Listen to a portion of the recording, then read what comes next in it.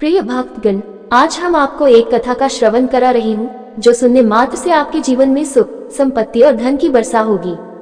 तो चलिए कथा को प्रारंभ करते हैं। भगवान शिव माता पार्वती से कहते हैं, हे देवी, ये आत्महत। माता पार्वती हमेशा भगवान शिव से तरह तरह के सवाल पूछती रहती थी, क्योंकि उसे नई बातें जानने की लग हमेशा बनी रहती थी। एक रात की बात है, जब वे दोनों साथ में बैठे थे। काफी वक्त गुजर गया था। माता पार्वती को नींद न, जिससे उसकी रात अच्छे से कट जाए और उसे नींद भी आ जाए। फिर भगवान शिव ने पूछा कि वह क्या करे जिससे उसकी रात सुनहरी हो जाए। फिर माता पार्वती कहती है कि आज उसे कोई ऐसी कहानी सुनाए जिसे सुनकर आनंद भी आए और ज्ञान और कौन से काम उसे गरीबी में ही जीवन बिताने पर मजबूर कर देते हैं, जिससे वह कभी धनवान नहीं बन पाता। अगर उसने कहानी को अच्छी तरह से समझा और कहानी में बताए गए और महत्वपूर्ण सिद्धांतों को जीवन में अच्छी तरह से अपना। इसलिए हे देवी, इस कहानी को बहुत ध्यान से सुने, क्योंकि इसमें बताई गई बातें इंसान के जीवन बदलने वाली हैं। जो भी व्यक्ति इन 8 सिद्धांतों का पालन करता है वह जल्दी ही अमीर बन सकता है। अगर आप ये कहानी सुन रहे हैं तो पूरा सुनिए। इस कथा को आधा अधूरा छोड़कर जाने की गलती मत करिएगा, क्योंकि इस पवित्र कथा को पूरा सुनने से मनचाहा फल की प्राप्ति होगी। इसलिए इस कथा को पूरा सुने। आप शिव भक्त हैं तो भोलेनाथ का अनादर ना करें। ये कहानी एक भाई और ये कहानी सुनने में बहुत रोचक है, इसलिए हे देवी, इसे पूरा सुनिएगा। फिर माता पार्वती कहती है, ए देवों के देव महादेव, आप कहानी सुनाए, मैं इसे बहुत ध्यान से सुनूंगी। फिर भगवान शिव कहते हैं कि एक गांव में एक धनी सेठ रहे, एक लड़की और एक लड़का। लड़की का नाम राधा और लड़के का नाम गोपाल रखा गया। दोनों बच्चे बड़े होने लगे और सेठ ने उनकी परवरिश में कोई कमी नहीं छोड़ी। जैसे जैसे बच्चे बड़े हुए, सेठ को उनके विवाह की ची, जिसका घर उसने अपनी बेटी राधा के लिए उपयुक्त समझा और उसी सेठ के घर में राधा का विवाह कर दिया। उस घर में भी सभी सुख सुविधाएं थी, जैसे बड़ी इमारतें, फैक्ट्रियम, नौकर चाकर, गाड़ियम, घोड़े आदि। सेठ अपनी बेट बहुत बड़े डॉक्टरों से इलाज कराने के बावजूद भी सेठ जी की तबीयत में सुधार नहीं हो रहा था। उनकी सारी संपत्ति धीरे धीरे बिक गई थी। उनकी हवेली, महल, धन दौलत, जो कुछ भी उनके पास था, सब उनकी दवाइयों में चला गया था।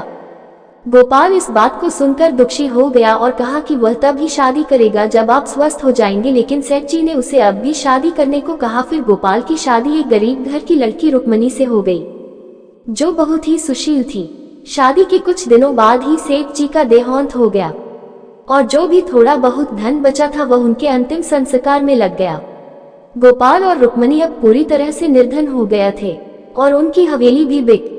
जब ये बात गोपाल की बहन राधा को पता चली तो उसे बहुत दुख हुआ कि उसका भाई अब बहुत गरीब हो चुका है और उसके पास कुछ भी नहीं बचा है। अब वह गांव के किनारे एक झोपड़ी बनाकर रहता है और मजदूरी करके अपने और अपने परिवार का वह सोचने लगा कि उसका भाई इतना गरीब कैसे हो सकता है, जबकि उसकी बेटी की शादी एक धनी परिवार में हुई थी और उसके पास धन की कोई कमी नहीं थी।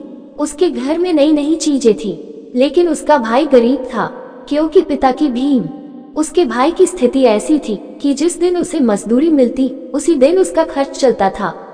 वह दिन भर दूसरों के खेतों में काम करता और कभी कभी अतिरिक्त मजदूरी भी करता था। उसके पास कोई धन संपत्ति नहीं थी। वह रोज कमाता और अपने वह नियम, कर्म और धर्म का पालन करने वाली थी। उसका नाम रुक्मणी था और उसके कर्म भी उसके नाम के अनुरूप थे।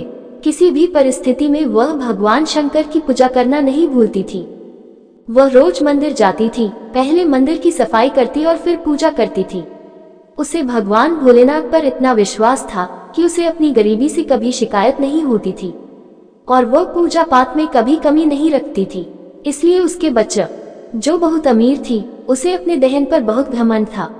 राधा को अपने भाई गोपाल की गरीबी के कारण उसके साथ परमात्मा के बनाए गए संबंधों में भी शर्माती थी। उसे लगता था कि उसका भाई उसकी स्टिका नहीं है और वह उससे और उस। ये कहावत है कि गरीब के कोई रिश्तेदार नहीं होते जबकि अमीर के बहुत होते हैं। गोपाल के साथ भी ऐसा ही हुआ। पहले राधा अपने भाई पर जान चिढ़ती थी, लेकिन अब उसकी गरीबी के कारण उसे शादी में नहीं बुलाया गया। जब गोपाल का हमें आमंत्रित नहीं किया गया, इस पर गोपाल ने कहा कि उसकी बहन ने उसे बुलाया है और वह जाएगा, क्योंकि भाई बहन का रिश्ता बहुत पवित्र होता है। गोपाल ने अपनी पत्नी रुक्मणी से झूठ बोला और अपनी सामर्थ्य के अनुरूप उसने देखा कि उसका भाई आया है लेकिन उसे देखकर वह पीछे हट गई और सोचने लगी कि उसने तो भाई को शादी में बुलाया भी नहीं था, फिर भी वह आ गया। उसे अपने भाई गोपाल को अपने घर में देखकर अच्छा नहीं लगा। वह सोचती, राधा ने अपनी जेठानी से कहा कि जेठ ससुर द्वार पर बैठे हैं, इसलिए वह नहीं जा सकती।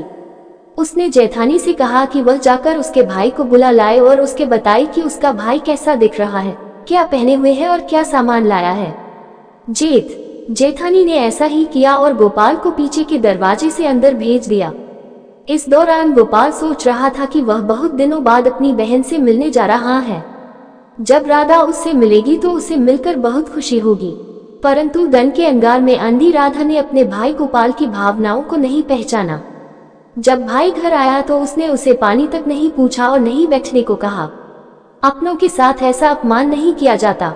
राधा ने उससे ये भी। वह अपने भाई को ताने मारने लगी और कहने लगी कि तुम इस पटे हाल में हमारे यहाँ आए हो। तुम्हारे आने से अगर किसी की नजर तुम पर पड़ी और उसने समझा कि यह मेरा भाई है तो मेरी बड़ी बेइज्जती होती। तुमने मेरी सारी इज्जत पर भात कर। बहन राधा ने कहा कि ठीक है, अब तुम आ ही गया हो तो मेरे साथ घर में चलो। ये कहकर वह अपने भाई को एक कमरे में ले गई और उसे वहां बंद कर दिया। कहती है कि जब तक मैं नहीं कहूं तुम इस कमरे से बाहर नहीं निकलना। बेचारा गोपाल वहां शादी में जितने भी रिश्तेदार आए थे, घर मेहमानों से भरा हुआ था। अतिथि विविध प्रकार के व्यंजनों का आनंद ले रहे थे, परंतु कमरे में कैद गोपाल, जो उसका अनुज था, भूख और प्यास से व्याकुल था।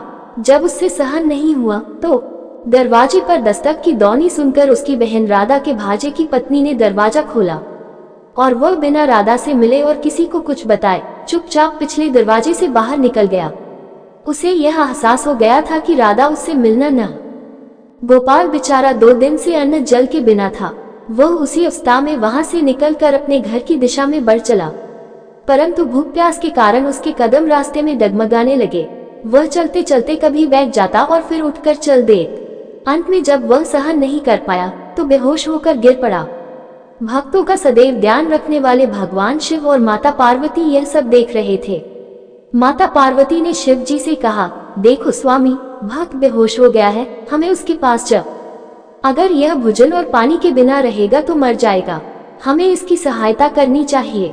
अगर हम मदद नहीं करेंगे तो इसके प्राण निकल जाएंगे। फिर भगवान शिव कहते हैं, हे देवी, आप चिंता न करें, हम इसके पास चलते हैं। भगवान शिव ने झटपट एक साधु का वेश धारण किया और देवी पार्वती ने एक वृद्ध महिला का रूप लिया और वे दोनों गोपाल के पास पहुंच गया। देवी पार्वती ने गोपाल के सिर पर हाथ रखा और उसे सहलाने लगी। उन्होंने गोपाल, भगवान शिव और देवी पार्वती की कृपा से गोपाल की बेहोशी चढ़ गई और उसने अपनी आंखें खोल दी। जब उसने अपनी आंखें खोली तो उसने एक वृद्ध महिला को अपने पास पाया और पूछा, आप कौन है और मुझे इस तरह से अपनी गोद में, तुम्हें क्या परेशानी है? वृद्ध महिला की बात सुनकर बेचारा गोपाल फूट फूट कर रोने लगा। वह इतना रोया कि जब उसका सिर देवी पार्वती की गोद में था तो उनकी गोद भीग गई। देवी पार्वती ने पूछा, बेटा तुम कब? मेरी बहन के घर में शादी थी, उन्होंने मुझे शादी का कोई न्योता नहीं दिया, पर भाई होने के नाते मैंने वहां जाना जरूरी समझा, इसलिए मैंने जो भी मुमकिन हो सका सारे उपहार लेकर मेरी बहन के घर पहुंच गया।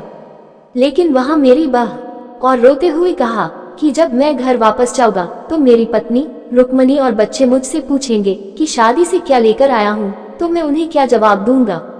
इसी चिंता से मेरा दिल बैठा जा रहा है। फिर भगवान शिव सा उसकी ना समझी है, इसलिए उसे ज्ञान हासिल करना चाहिए ताकि वह गरीबी को दूर कर सके और धनवान बन सके। दूसरी बात, जो व्यक्ति समय का इंतजार करता है और कुछ नहीं करता वह हमेशा गरीबी में ही रहता है, क्योंकि बिना प्रयास की किस्मत नहीं। वह हमेशा गरीबी में ही रहता है और कभी अमीर नहीं बन पाता। इसलिए अगर अमीर बनना है तो आलस से छोड़ो। चौथी बात, इस दुनिया में गरीबी से बड़ा कोई श्राप नहीं है, इसे सर्व ज्ञान प्राप्त करके ही मिटाया जा सकता है। और ये जो व्यक्ति कभी कर्म नहीं करता और केवल भाग्य पर भरोसा करता है वह हमेशा गरीब रहता है। 7. जो व्यक्ति मूर्ख और अज्ञानी होता है गरीबी उसे ही परेशान करती है। जिस तरह युद्ध में बिना हथियार के जीत नहीं हो सकती, उसी तरह बिना ज्ञान का उनसे कोई रिश्ता नहीं रखना चाहता। ये सुनकर माता पार्वती, जो बुजुर्ग और वरद के रूप में थी, ने कहा कि बेटा तुम चिंता मत करो, अभी थोड़ी देर में मैं सब इंतजाम कर दूंगी। मेरा एक बगीचा है, यहाँ से थोड़ी दूर पर है। क्या आप सही कह रही हो, मैं यही करूँगा। उस वृद्धा की सलाह मानकर गोपाल ने वहाँ उपलब्ध सभी फलों को तोड़ा, जिसमें तरबूज और कहीरे भी शामिल थे, और अपने घर की ओर चल पड़ा। चलते चलते काफी समय बीत गया, क्योंकि रास्ता उन्होंने हमारे लिए जरूर कुछ अच्छा भेजा होगा, इसलिए पिताजी का बैग भरा हुआ है। ये सोचकर बच्चे अपने पिता को घेर लेते हैं। रुक्मणी उसकी पत्नी हाथ में पानी का लोटा लेकर आती है और पूछती है कि दीदी ने ऐसा कहकर गोपाल वहाँ से चला गया। उसकी पत्नी रुक्मणी जब बैग खोलती है तो देखती है कि उसमें एक बड़ा तरबूज और कुछ खीरे रखे हैं जो सोने की तरह चमक रहे हैं। ये देखकर वह बहुत हैरान होती है कि उसकी नंद ने इतना सारा धन दे दिया। वह अपने पति गोपाल से कहती है कि दीदी ने तुम्हें क्या दिया है।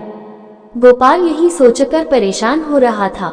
अब रुक्मणी क्या कहेगी कि शादी में तो लड्डू, पेड़ा, पकवान, पूरी सब कुछ मिलता है और तुम खीरे और तरबूज लेकर आए हो। इतना सारा पैसा भेजने की क्या आवश्यकता थी। शायद उन्हें अपने भतीजे और भाई की परेशानी सहन नहीं हुई होगी। हमारी नंद तो बहुत ही नेक दिल है, उन्होंने हमारी गरीबी को मिटा दिया और इसी तरह से वो धनवान बन गए। बहुत वही उसकी नंद राधा थी, जो अमीरी के घमंड में चूर थी। उसने कभी यह नहीं सोचा कि उसका भाई बिना मिले कैसे चला गया। वह भूखा प्यासा गया होगा, उसकी क्या हालत रही होगी, इससे उसे कोई मतलब नहीं था। दूसरी वो भाई की उसे कुछ दिनों के लिए हमारे घर बुला लो, वह भी कुछ दिन हमारे यहाँ रहेगी और अपने मायके का आनंद लेगी। उसका भाई मान गया और कहा कि ठीक है, मैं अभी जाता हूँ। पहले गोपाल गरीब था, लेकिन अब उसके पास पैसे थे। उसने और दौड़कर राधा के पास गई और बताया कि राधा, तुम्हारा भाई आया है। तब घमंडी राधा ने पूछा कि मेरा भाई किस वेशभूषा में आया है। उसकी जेठानी ने कहा कि तुम्हारा भाई तो रेशम के कपड़े पहने हुए हैं और बहुत सारे शानदार। तो मैं बाहर जाकर भैया भैया कहते हुए अपने भाई को अंदर ले आती हूँ और उसका सम्मान करती हूँ। ये देखकर गोपाल सोचने लगा कि उसकी बहन में कितना परिवर्तन आ गया है। पहले जब मेरे पास पैसे नहीं थे और मैं गरीब था तो बहन ने कहा कि मेरी भाभी मुझे बुला रही है और तुझे कुछ दिनों के लिए मेरे घर आने के लिए कह रही है। तब बहन ने कहा कि हाँ भाई, मुझे भी अपने मायके जाए हुए काफी समय हो गया है, मैं भी चलने को तैयार हूँ। इस तरह वह अपने मायके जाने के उसकी भाभी, जो कि सुशील थी, उनका बहुत सम्मान करती है और उनकी खूब सेवा करती है। उसे पता था कि जो कुछ भी आज उसके पास है वह सब उसकी ननद की वजह से है। वे इतने धनी बन गए हैं, उनके पास पैसा आ गया है और उनके कठिन दिन बीत चुके। वह सारा श्रेय अपनी ननद को देती है, क्योंकि उसे यकीन था कि उसकी ननद ने ही उनकी मदद की है और इसीलिए उन्होंने सोने के तरबूज और हीरे मोती भेजे थे। अगर उसकी ननद मदद नहीं करती तो वे गरीबी में ही अपना जीवन बिता देते। इसी सोचकर जब राधा के ससुराल जाने का समय आया तो उसका भाई कहने लगा कि वह उसे विदा करेगा, लेकिन पहले वह एक जोड़ी जूते बनवाना चाहता है। वह जूते बनवाने के बाद ही अपनी बहन को ससुराल भेजेगा।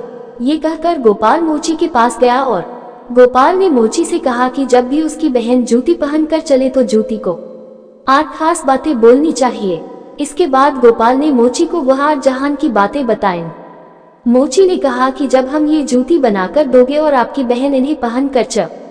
गोपाल मोची से जूते का वर देकर घर लौटा और अपनी बहन से बोला, बहन तुम्हें 2 दिन और यहाँ ठहरना पड़ेगा, इसके बाद तुम जा सकती हो जब तुम्हारे जूते तैयार हो जाएंगे। बहन ने जवाब दिया, ठीक है भैया, मैं रुक जाऊंगी।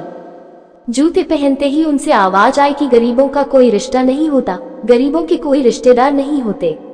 भाई बहन का रिश्ता भी अमीरी और गरीबी जाना जाता है। उस समय बहन ने अपने भूखे भाई को घर से निकाल दिया। जब राधा इस आवाज को सुनती तो उसे अपने किए पर बहुत शर्म आती और वह लज्जित हो जाती। वह जूते से तरह तरह की बातें सुनती। जूते की ये बातें उसके भाई की पत्नी ने भी सुन ली। उसने अपने पति से पूछा कि जूते क्या कह रहे हैं। मुंह तो रुक्मणी को एहसास हुआ कि उसने अपने भाई गोपाल के साथ गलत व्यवहार किया है। जब भाई उसके घर पहुंचा तो उसके साथ भी क्या बुरा बर्ताव किया था। अब राधा को अपने की पर पछतावा हो रहा था। जब राधा विदा होकर चली गई, अमीर बहन और गरीब भाई के बीच कोई रिश्ता नहीं होता, इस दुनिया में सिर्फ पैसे का रिश्ता होता है। बहन के दिल में भी ये सुनकर बुरा लगा और अपने ससुराल आ गई। रुक्मणी ने अपने पति से कहा कि जरूर कुछ बात है जो तुम मुंह। रुक्मणी ने जब जानने की कोशिश की और पूछा कि इन जूतों का राज क्या है, तब गोपाल ने कहा कि हमारे पास कुछ नहीं है, मैं बहुत गरीब था, मेरे पहनने के कपड़े भी पुराने और फटे हुए थे। जब मैं अपनी बहन के घर उसकी ननद की मैं 2 दिन तक उसी कमरे में भूखा प्यासा पड़ा रहा। फिर जब मेरी बहू ने कमरा खोला, मैं वहां से निकला और चला आया। मेरे मन में बार बार यही ख्याल आ रहा था कि गरीब और अमीर का कोई रिश्ता नहीं होता, चाहे वो भाई बहन का हो या कोई और मैंने उन्हें अपभीति सुनाई।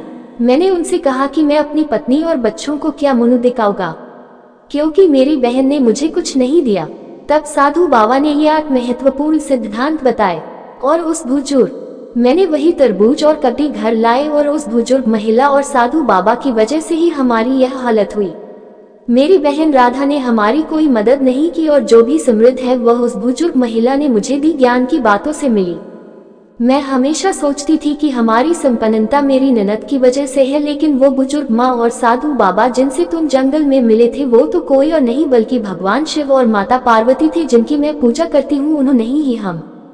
तुम सही कह रही हो रुक्मणी, पर तुम्हें अपने मन में नंद के लिए कोई वैर नहीं रखना चाहिए। वो हमारी बहन है, हम भाई बहन हैं और उसी की वजह से हम धनवान भी बने हैं।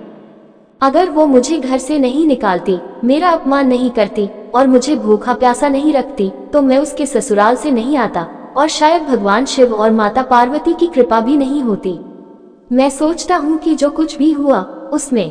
फिर गोपाल ने रुक्मणी को समझाया कि उसे अपनी बहन के प्रति मन में कोई भी नकारात्मक भावना नहीं रखनी चाहिए और उसे कभी भी ऐसा महसूस नहीं होने देना चाहिए कि उसने कभी मेरा अपमान किया था, अगर हम भी उसके साथ वैसा ही व्यवहार करें जैसे।